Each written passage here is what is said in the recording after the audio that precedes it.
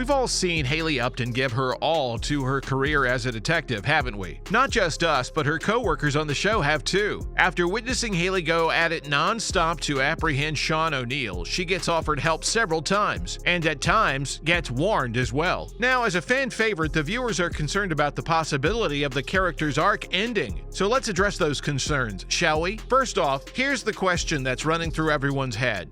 They were just here. He moved them. He just moved them.